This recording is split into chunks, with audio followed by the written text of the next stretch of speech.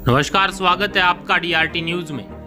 केंद्रीय कृषि राज्य मंत्री भागीरथ चौधरी ने कहा कि अगर देश में कोरोना नहीं आता तो किसान की आय 2022 तक दोगुनी हो जाती।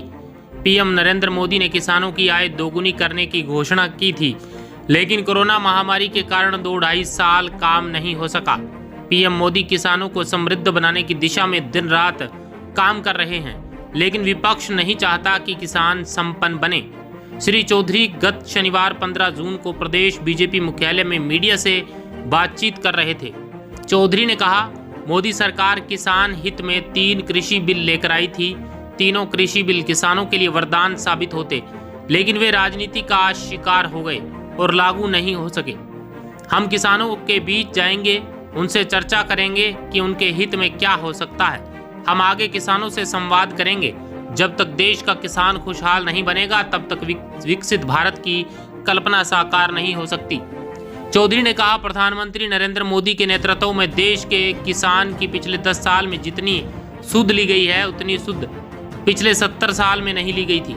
मोदी सरकार ने किसानों की आय दोगुनी करने की दिशा में कई फैसले किए, लेकिन विपक्ष नहीं चाहता है कि देश का किसान संपन्न हो।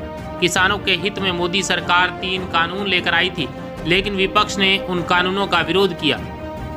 मोदी सरकार किसानों की भलाई के लिए हर दिन काम कर रही है, लेकिन विपक्ष किसानों को दबी कुचली व्यवस्था में रखना चाहता है ताकि वे आगे नहीं बढ़े। किसानों को फसल का पूरा मूल्य देने के लिए पिछले 10 साल में समर्थन मूल्य पर भारी बढ़ोतरी की है।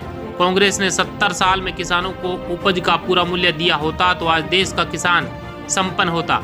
चौधरी ने कहा कि कृषि मंत्रालय ने 100 दिन की कार्य योजना तैयार की है, जिसमें किसानों की छोटी छोटी समस्याओं का समाधान किया जाएगा।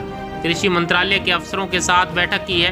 पीएम मोदी के साफ निर्देश हैं कि किसानों के हितों से किसी तरह का समझौता नहीं हो। किसान हित में इस तरह काम किया जाए कि किसान संपन्न बने। जब किसान संपन्न होगा तो देश संपन्न होगा। Bureau report, DRT news, Jaipur.